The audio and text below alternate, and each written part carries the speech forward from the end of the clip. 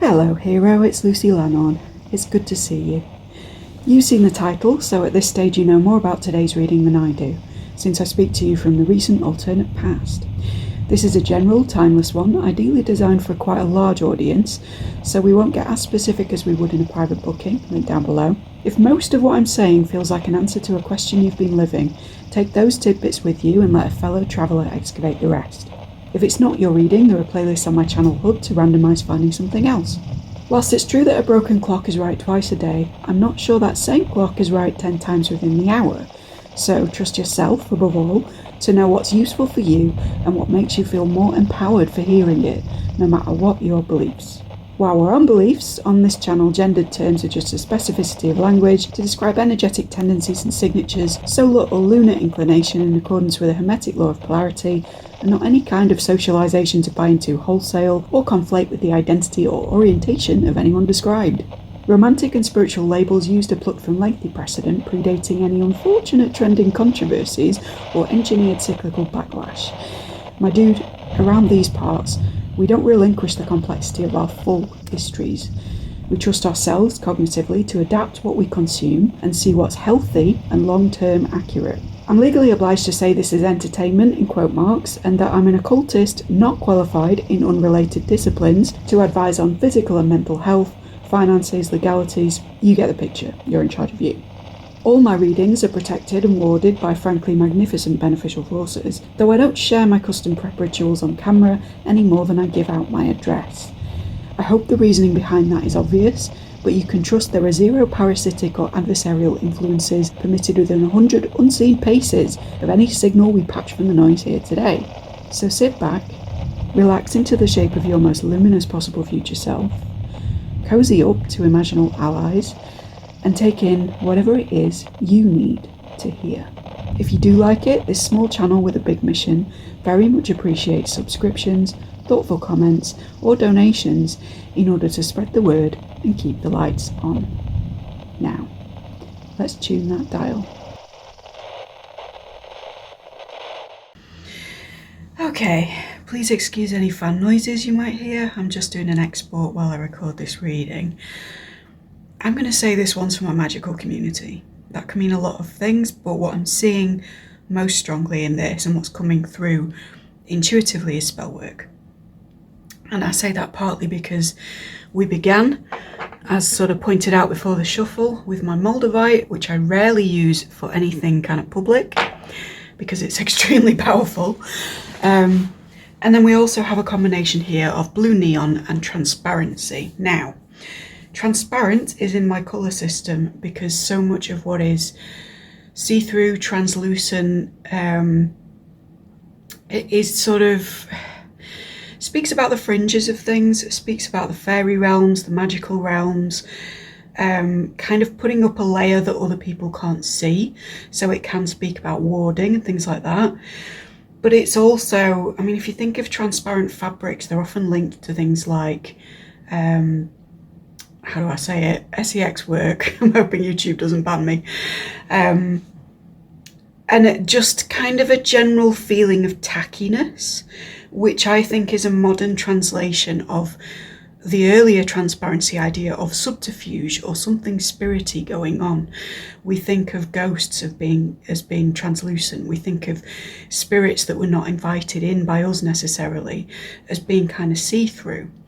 So whenever this pops into a reading, we're working possibly with the good folk or with spirit, or there's something going on haunting wise, or there's something about the way that we're presenting to other people, which is either frowned upon as tacky, which, you know, read older than the current conventions, or is actively seen as a bit taboo or a bit manipulative, or something to do with presenting to people in a straight up way, which actually they can sense is not a straight up way at all. It's an extra shield, it's an extra layer to decode. And that may speak to you magically. Now, in combination with blue neon, the neons for me often, but not always, are kind of archangelic communications or higher vibrations of a colour that we could experience in a hue. You might say that the version of blue which is in a neon is the urgent version of blue. And blue, for me, sometimes is about protection, but often is about descent and trance states and going deeper and deeper.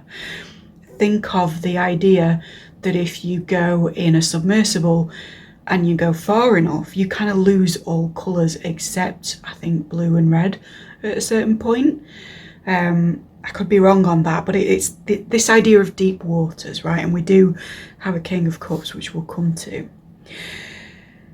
Then we've got you as the kind of magical practitioner, spiritual practitioner, or magician in a state where you've been allowed to move very fast with something, but it's not necessarily a desirable state.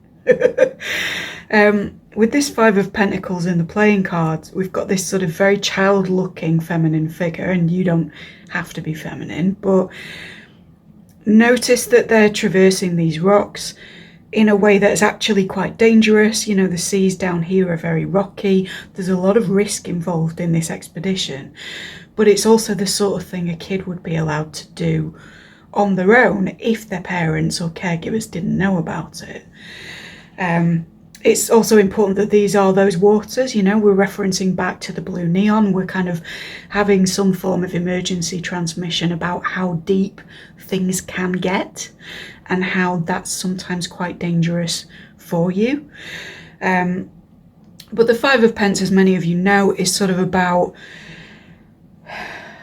being excommunicated from a particular group or left to your own devices in a way that renders you either unstable or, again, taboo, sort of not appreciated fully by society. It's an interesting one to have with this transparency, because it's almost like, whilst being transparent about being magically operant or about your operations themselves, you have then been kind of pushed out of something or rejected by someone in a way that actually leaves you more exposed to potential danger. And obviously in the Smith Waite, when we see the traditional representation of this card, or the later traditional, which many magicians use, we see somebody outside a church who is quite physically vulnerable, they have physical differences, and they're left out in the snow, sort of presumed excommunicated from that group, and really left out to die. And I say that with the knowledge that people watching here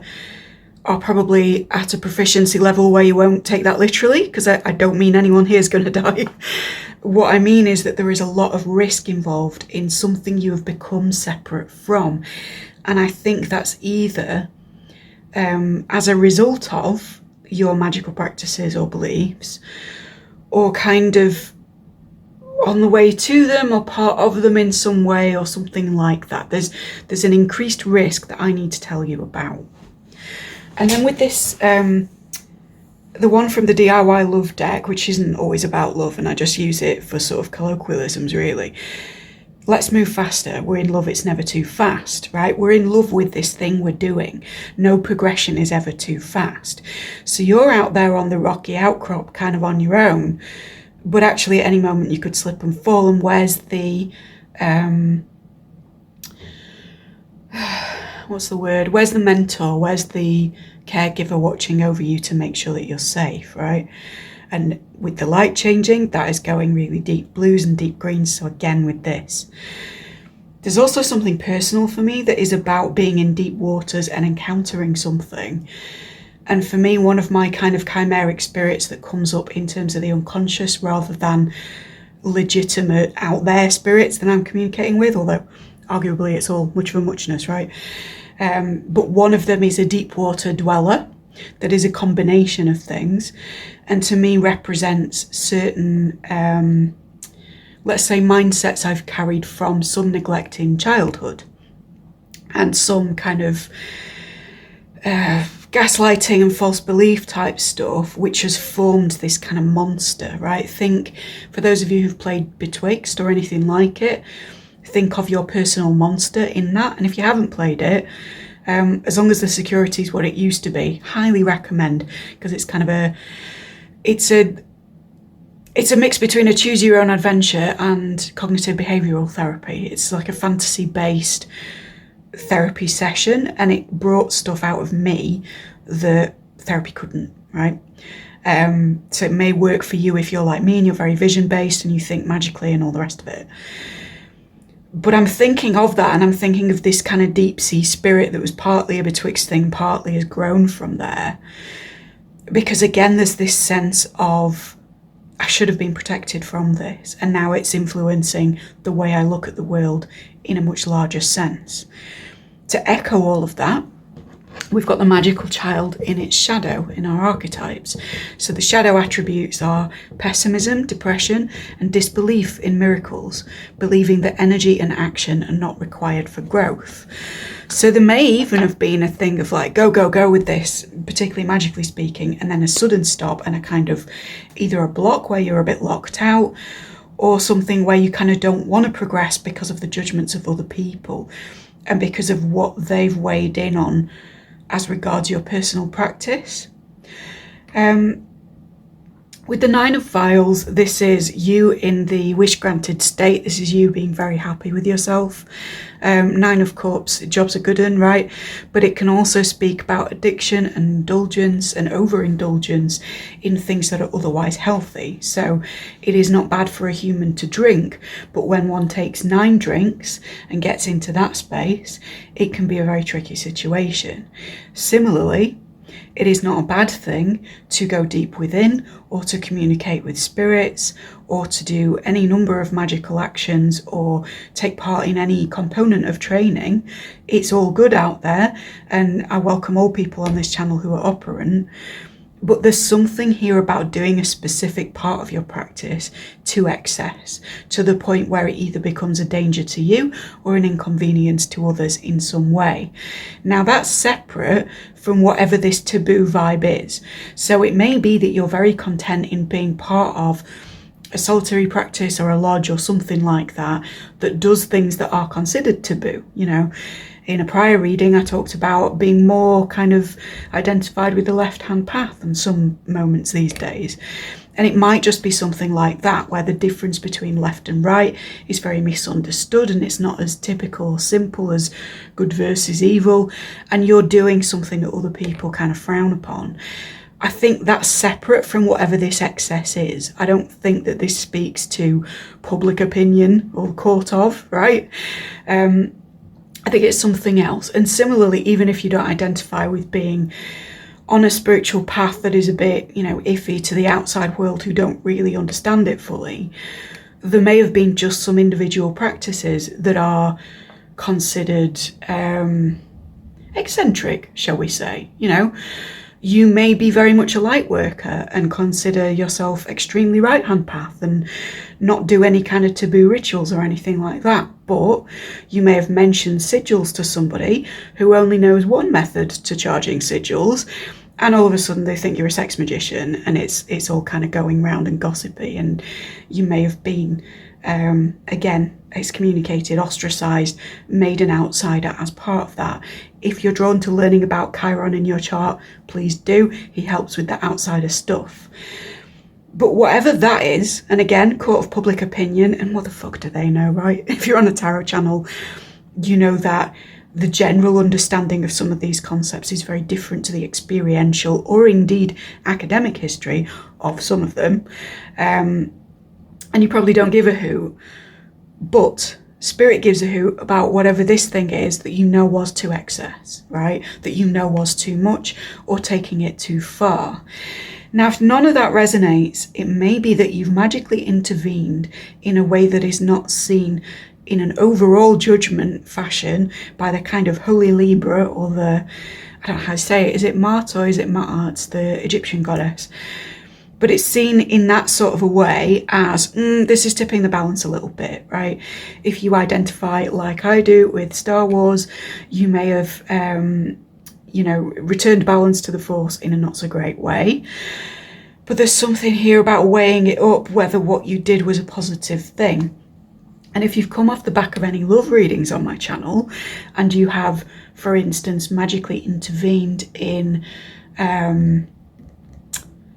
the feelings or inclinations of another, even in terms of asking spirit to guide them a particular way for the benefit of all, etc., etc., know that intervention in other people's will is considered by the vast majority to be black magic, whether or not it's for their own good, whether or not you feel yourself to be on a twin flame journey, whether or not actually there is a lesson that they would be better off learning, right? It's not your place for those people where that resonates. And I know, because I've done it and then I've received the backlash, which I sense is part of what your warning is. And again, I don't want to scare anybody, but if you're kind of new to spellcraft and you've maybe done something playing with another person's will or fate or anything like that, rather than attending to your own needs and responsibilities, what can sometimes happen is that you get a bit of a repercussion effect from that. And the way that you tried to inflict control over another person is expressed in your own life as something or someone having a temporary control over you, which is highly fucking inconvenient. I'm not going to go into that story at my end. It's a story for another time. It's kind of early on my journey type stuff, and many of us go through it. But if that does resonate, then you know what camp you're in, right? And if you're much more advanced than that, you would never dream of intervening with another person's will, or indeed if you're of a different ilk and you're perfectly okay with intervening in somebody's will because you consider yourself a black magician, more power to you. You do you, boo. We welcome all on this channel. But there's something about your last operation that whatever you work with, even if that's the self, is not happy with or not fully happy with because it was done to excess, okay? 5 of Wires reversed, or 5 of Wands reversed, and obviously depicting conflict, as is typical for this card. This may have been some kind of unblocking or a kind of ceasing of conflict thing. Whether or not you did a working to stop people from fighting, or you just knew that that might be an end result. So, example in the ethically iffy end of the spectrum, and again, this is something I've done, you might have done a cord cutting ceremony for someone else and their someone else, rather than for yourself and like a third party stalker, for instance. I mean, if you're going to go that way, at least do both, right? I've made that mistake of like, oh, you and you will be separate, and yes, they were. But unfortunately, separate person who wasn't as involved then turned their eye to me, right? Magically and physically. It's just an example. It doesn't have to resonate for everybody, but these are the kinds of issues that we're talking about, right? And again, there are no rules in magic. You can do what you need to do. There are plenty of people who curse quite happily. And often it's good to learn curse work if you're going to learn healing. But there are certain interventions with other people's business that are not so great long term for your own well-being, unless you know specifically how you're going to counter that movement and make up for it in the kind of broad scheme of things, or at least unblock it in your own energy. So my sense is that whatever this was, whether it was a direct binding or stopping of conflict or cord cutting or whatever, or whether it was like a third party thing that you did to ease a situation for somebody else, which could even come to divination for some of you, there's something about it, again, it's inverted, right? It's you stopped the problem, but there's something going on here that plays into this like unsupervised energy. My sense with you, and I really don't mean to be disrespectful with any of this, because again, we're all on different journeys, but it's possible that you had a certain portion of your path under a mentor who resonated with you in particular in an ethical sense, who really vibed with you in whatever their beliefs about everything was, and that was correct for you in the way that the universe can deem it correct sometimes if someone does work sort of, what do I want to call it? Malefica, right? To the extent that that mentor was overseeing everything and making sure you were safe, you know, demonic stuff, malefica, cord cutting for someone else, intervening for someone else, etc., etc. These were all things that you were happy with under their jurisdiction because you kept checking back in. For some minority, this is just you checking in with a tarot deck before you do a working, except this one time, right? But there's a thing coming through in this about how that kind of mentorship or that guidance or that overarching, you know, maybe like a lodge system or something like that, was with you up until a certain point, and then past that point, you've been in this unsupervised, fast energy, very confident in your own abilities. And I want to say, like, you are good and I'm proud of you, but there's a way of being good in the wrong direction, right? What was I reading? Oh, come on, brain. There was a thing from some kind of self-helpy, or it might have been The One Thing, or it might have been something I read after that. But it was talking about this phrase that says, you know, the journey of 1,000 steps is made in a single step, or whatever it says. And then saying, okay, but if that first step is a misstep, then by the end of that journey, you are 5,000 or 1,000 away from where it was that you wanted to end up. And I know I've said this in my readings before because I think it's quite magically prescient.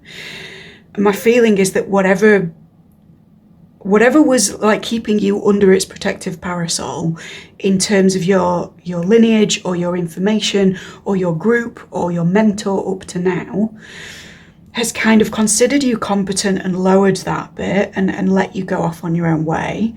This could even be disconnection from a familiar for some of you, you know, you're ready to go off on your own kind of thing. But in that disconnection, either immediately or somewhere down the line, you've hit a spot where it's kind of just guesswork as to whether something's fully ethical, fully okay, and you've just given it a whirl. And that's great, you know. Chaos magician background, obviously. My motto is going to be give it a whirl, right? Try stuff out.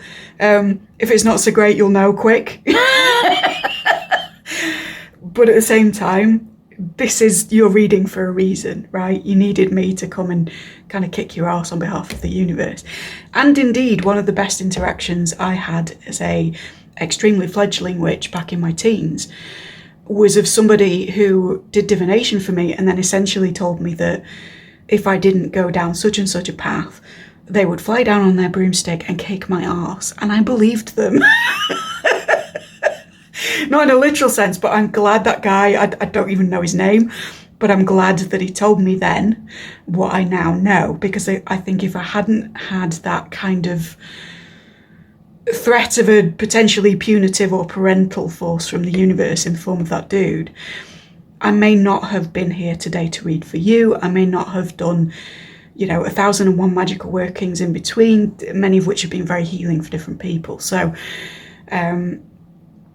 firstly, thank you to that dude if you ever stumble upon this, but also there's a feeling like that. And I know that it'll rub many of you up the wrong way, particularly if you came from a Christian background and then discovered spirituality and magic and sort of breathed a sigh of relief. This isn't like bad, wrong, naughty, no. This isn't the universe will make you ill or kill someone or something like that if you do a bad thing, because this is the force. There is no bad thing, right? There's just balance. But this is an indicator that if you have tipped the balance too far in a certain direction, or if you have done something without asking first, or done something a little fast for what you're ready for in some cases, there's something going on here that's like, whoop, whoop, whoop. It's kind of, this isn't necessarily your kick up the arse, but this is your warning, right? So be told, yeah? And I may not be any kind of authority on you in terms of your experience in that dimension, but I've got to tell you what I see, right? And you're here, you clicked on it, you got this far, there's something about it. Okay, so moving into the Eight of Swords, And this kind of suspended figure I think is interesting because its suspension is reversed. If you have been locked out of magic, I suspect that after you finish this reading, that block will be lifted. But, you know, again, allies, things you're working with in vision, whatever it is that you call God or indeed the devil, will be watching very closely as to your next move, and sort of making sure that you've taken heed of what it is that this humble idiot in the UK is telling you here and now. What else do I want to say about this? You've kind of, I feel like you've released yourself from the illusion that any kind of block that was upon you is something to do with like, oh, I'm never going to be able to do it again. Or, you know, this could even, like, I'm hearing logistics problems. So for some of you, this is just, you couldn't get hold of the right herbs this time round, or things have been, you know, caught in the post talisman wise, or, you know, like, there's just something being kind of held up here. And this is your confirmation in this top row that, yes, the hold up was intentional, but it's not, you're not being locked out like permaband, you know, it's not like you're booted from the magical forum in any sense. It's more like there was a pause there so that you sat the fuck down so that you would be able to listen to this. And I think that's because, you know, for this 9 of Cups to be here, kind of where this is verging on not great. And again, general reading, hopefully huge audience. Please like, subscribe, ding the dong. Thank you, kindly share with all your friends. But, you know, I'm reading for a big group one day. So I have to be very non-specific about your personal practices and just say that, that you've been moving too fast with some stuff. You haven't really checked in with who or whatever. And as a result, yeah, things are held up. Things feel a bit muddy, stuck, sticky. There's a kind of Artexy Swamps of Sadness feeling to this. And it's not as extreme as that, but it's just like that muddy kind of, the image I'm getting in my head from spirit is like wheels trying to, like an engine revving and a wheel trying to scatter the mud that it's got stuck in. Yes, the car will move out, but you may need to be towed the next time round, or you may need to get out, view it in a different way and push it. And again, this reminds me of the Hanged Man, and this is the Hanged Man, and we're both talking about different perspectives on a thing. So it may be time, if you've kind of been forced to take a break, to acknowledge that, to knowingly take a break and to say, hey, yeah, you're right. I don't know what I'm doing in this particular arena, or I do, and I've like taken it a bit far from what my original ethos was.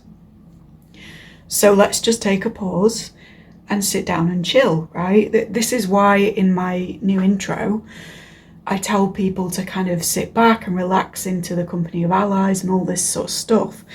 And why it sounds like it does in the background, you know, it's meant to kind of lull you into that trance space where you can be receptive. I think potentially, you've been so taken with the extent of your abilities up to now, and again, well done, that you've perhaps just rushed forward with the momentum of it, and then got a bit carried away, and it's now like, no, you need to breathe, right? In a positive way. You need to just chill and be like, right, I need to be transparent with myself. I need to know what I'm working with. I need to find out who for me is the kind of messenger of this blue neon thing, because I speak archangelically, but you might not, right? This could be deific, it could be to do with the biblical God, it could be to do with a God in another religion, it could just be you talking to you. But whoever gives you your warding and warning, that's who you need to be kind of speaking to about this when you take 5, right? Okay, so we've got a 10 of Pentacles, and again, it's this accumulation of skill. And I want to say for some of you, like, if you don't identify as a magician, firstly, thank you for getting this far, but also this could refer to what you feel to be like an ascension journey process, right? Iffy language on that, because we kind of all go through several, but if you've been experiencing stuff that's been very satisfying and then things have gone too fast and then come to a sudden stop, that's what I'm referring to here. But this is just like a, you know, give yourself credit for how far you've come altogether, right? Maybe that's part of the pause. Maybe this is saying, yes, there is a stopping and a need to kind of descend in a different way, and to maybe analyze some of the things that mentally prohibit you from progressing further in a much more intuitive fashion. But also, it's a take time out to note your start date of when you began this journey and what your ability or connection level, I want to say, was like then. And then take a look around now. What is that difference? How many years does that span? How many months or days for some of you does that span? And how does the rate of progression relate to how you view your childhood self or your unsupervised self?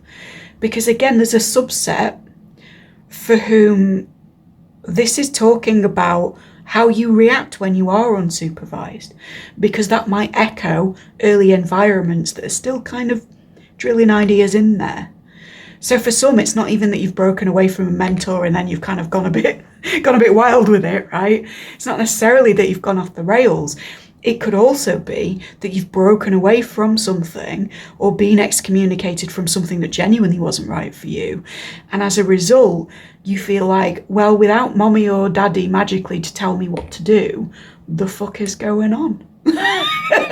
You know, some of you may have, I dare say, kind of graduated witch talk or come to realise that things online are not what they seem, and kind of tried to get into something with a bit more of a basis that doesn't reflect the aims of mass media, shall we say.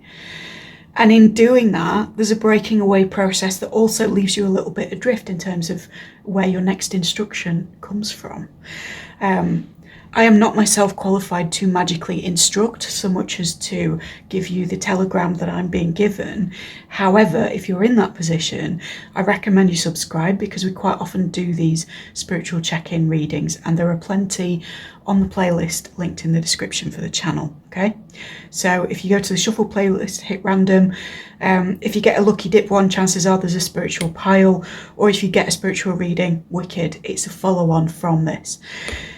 But at the same time, it's like also, I almost want to say, don't rely on that though, because part of being a witch or a cunning person or whatever it is that you identify as is knowing yourself how to do it through your connection to spirit, right? The only things kind of, after a certain point, the only things guiding you can be, and maybe for some of you should be, the word of whatever it is that you're communicating with in a safe way. And again, there's always caution around that. And I reiterate my intro where there's nothing adversarial going on here. There's nothing parasitic. I don't work with demons in readings, anything like that. There's no need to be afraid. Nor is there after a certain point of magical development. Because after a certain point of magical development, you're not warding against spirits telling you what to do in this silly horror movie kind of way that we've all just accepted to be true. You're actually working in conjunction with familiar spirits in a way that is a symbiotic relationship and beneficial for the good of all, right? So trust yourself to get to that point if you're kind of teetering on the edge of it as well, is what I want to say.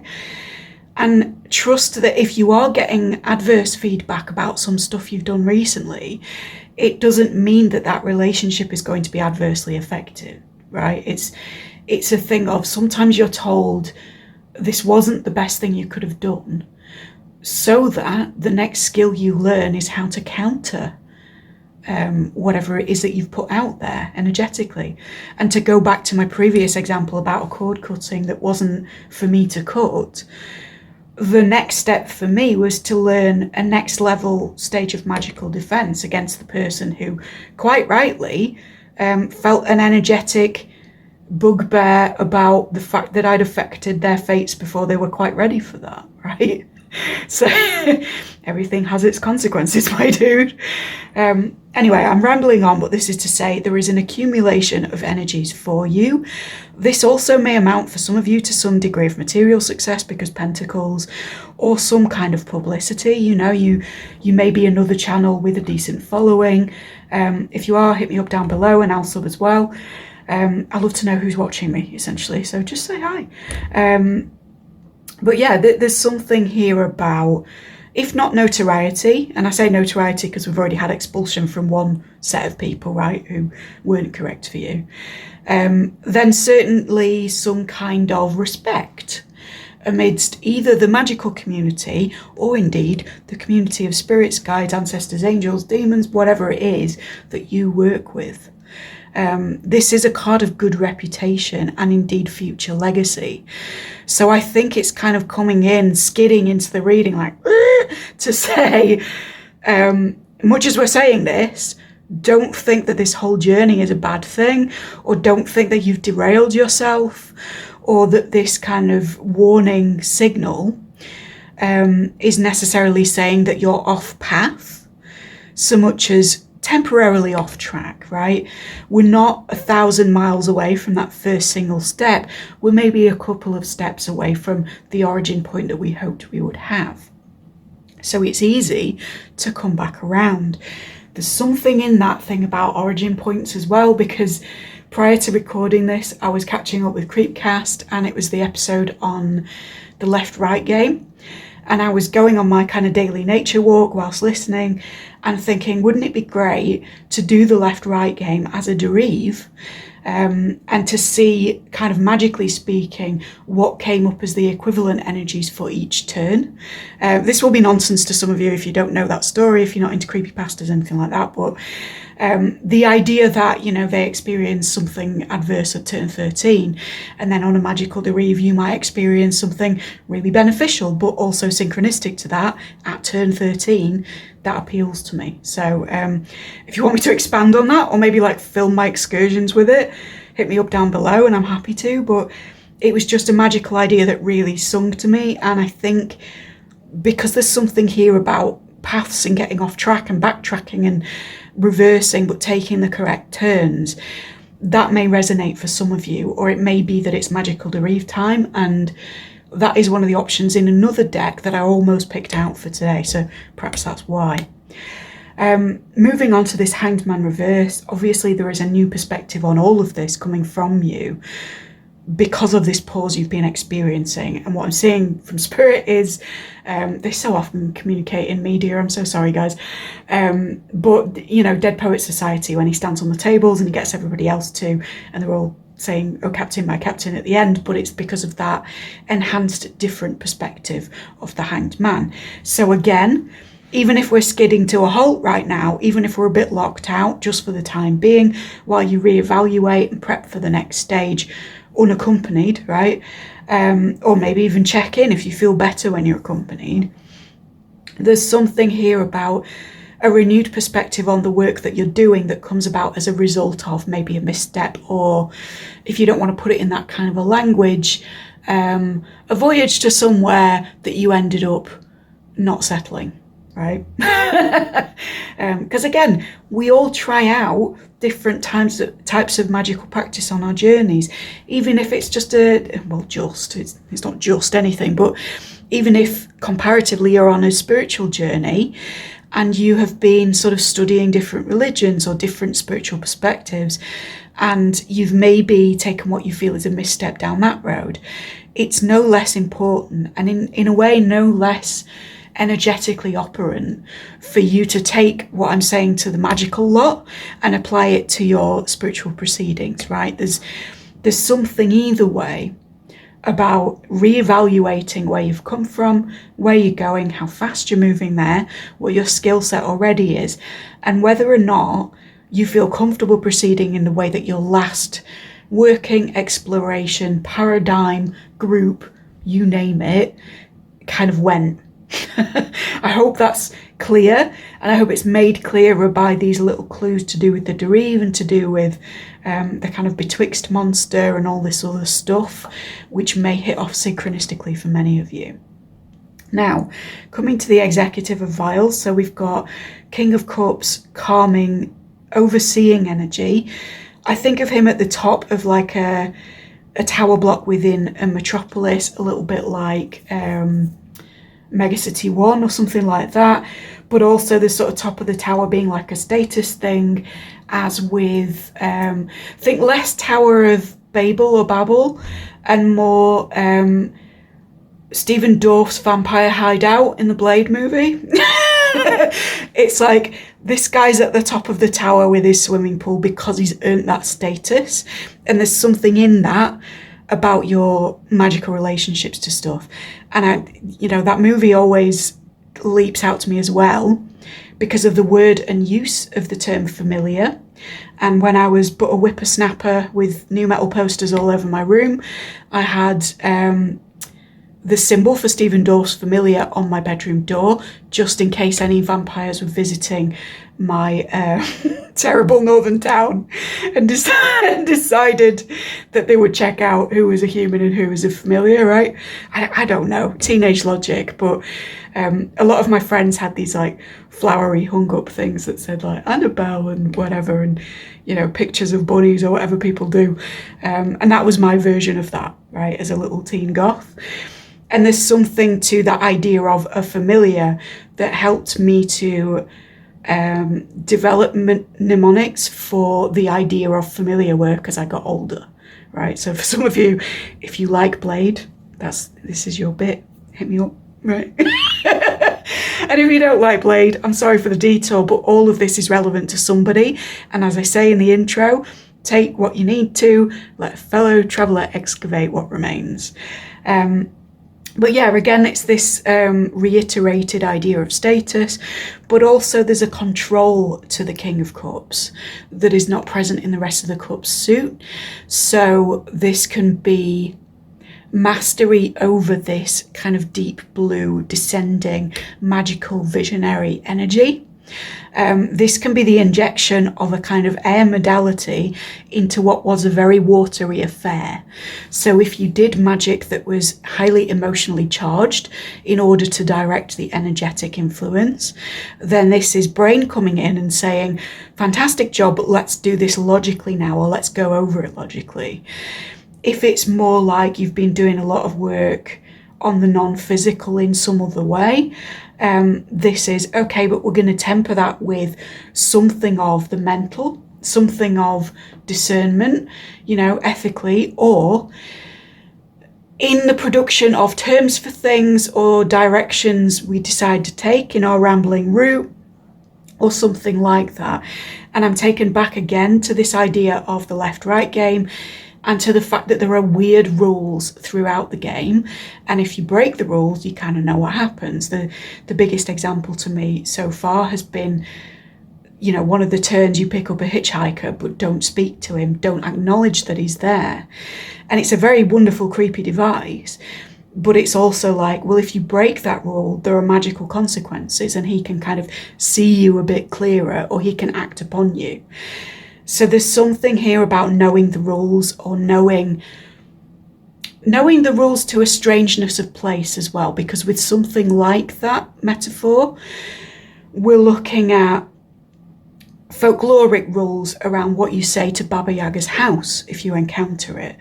We're also looking at things, I've covered the tattoo today, but like the stalker travelling through the zone type stuff. Of, you throw the thing and you see how it reacts with space before the new threshold that you can walk through in the zone is created. This is a very much like move by intuition as well as by logic type thing. And if you haven't seen Stalker, the Tarkovsky movie, I mean, most people have, but it's very magically charged as a film, and I highly recommend it, and the book Roadside Picnic, for kind of thinking about magical derivatives or liminal spaces as they were before the back rooms, by several decades. In terms of how they operate and how that relates back to the laws of things like the good folk, right? We have similar sets of rules for example, approaching fairy rings or not getting locked into fairyland.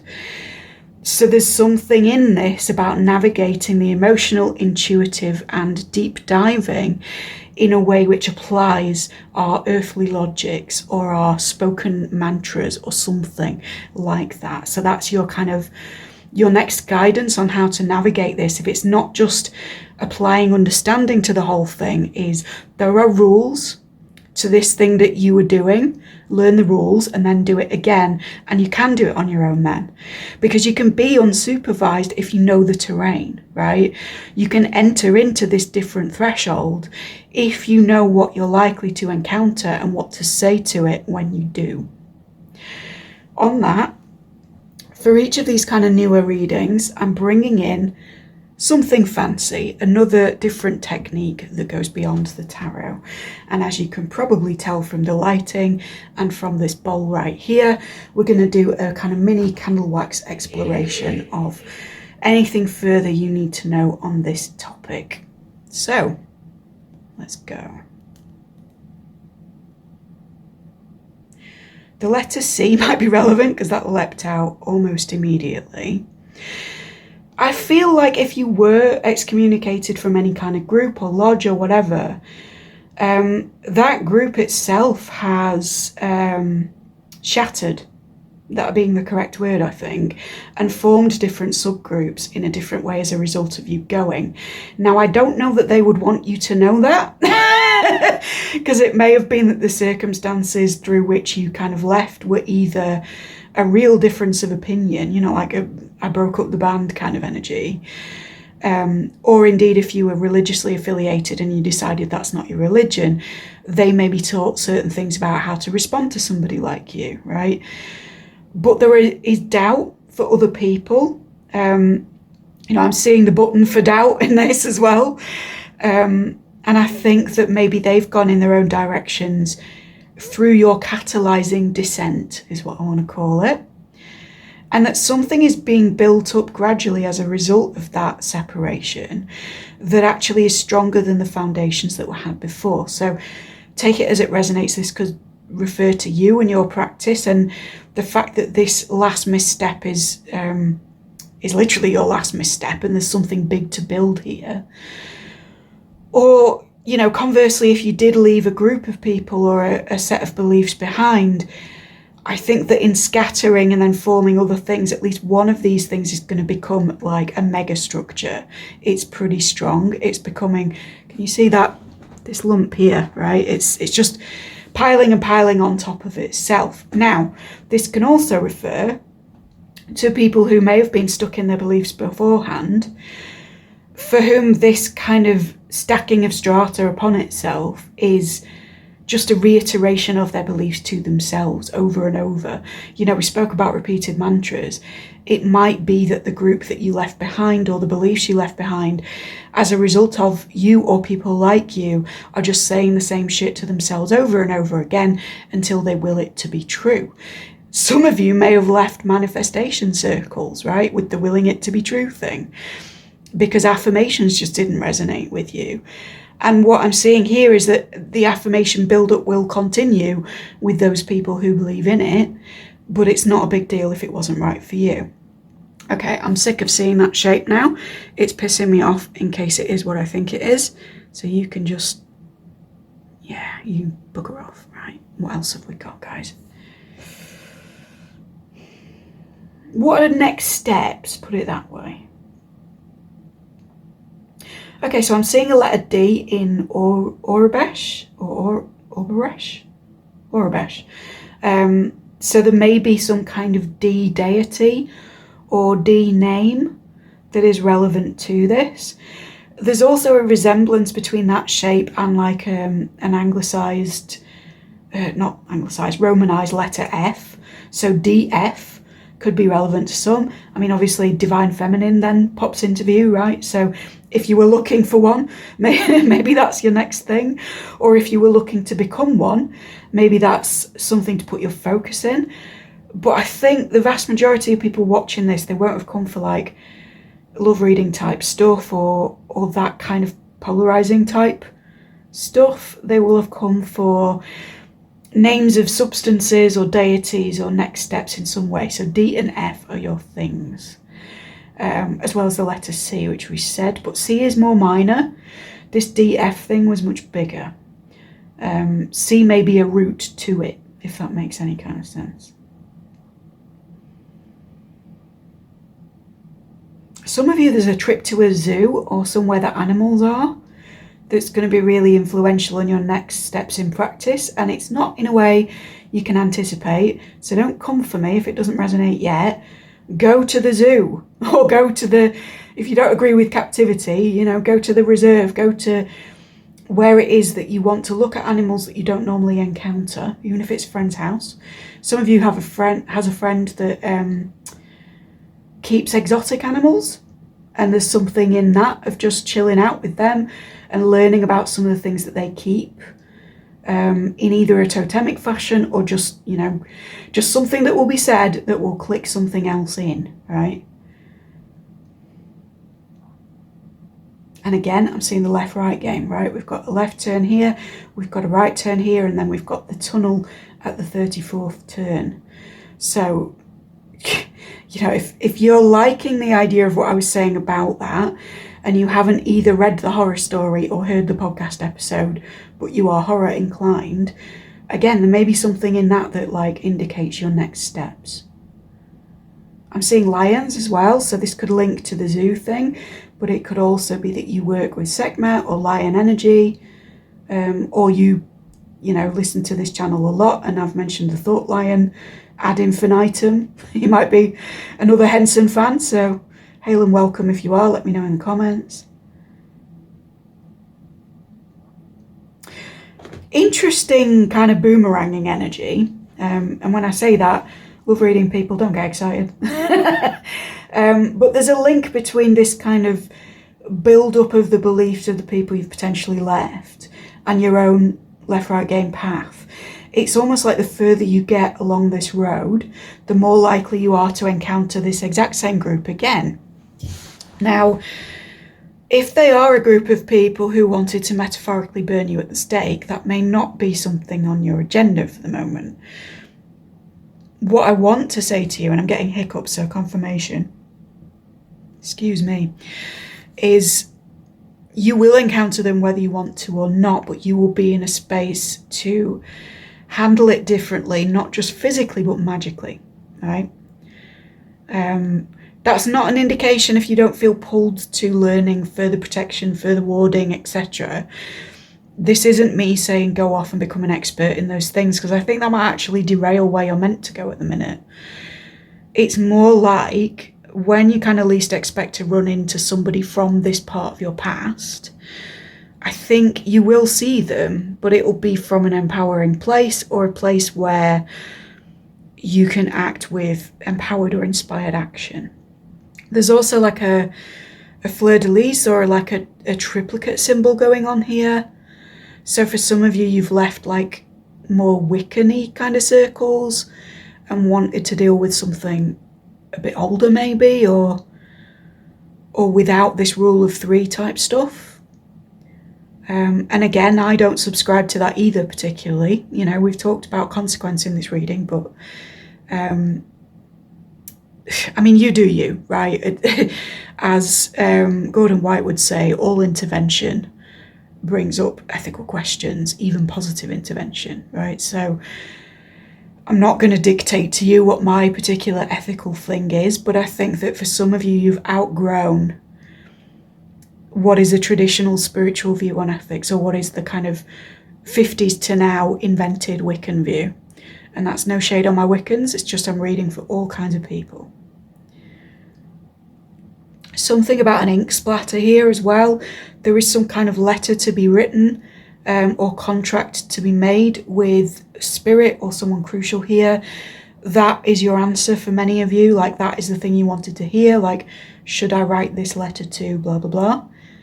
And if it's not resonating at all, you may want to draw up a formalized contract with whatever your value system is, and to sign it and to say, I'm going to stick to this, as a kind of psychological / magical exercise for best practice. And I think that's your lot. Okay. So put what you need to into this candle, by the way. I'm going to burn it out as I'm uploading this reading. So any energies, any prayers, protections, whatever, stick it in there now. I'm going to give you to the count of 10.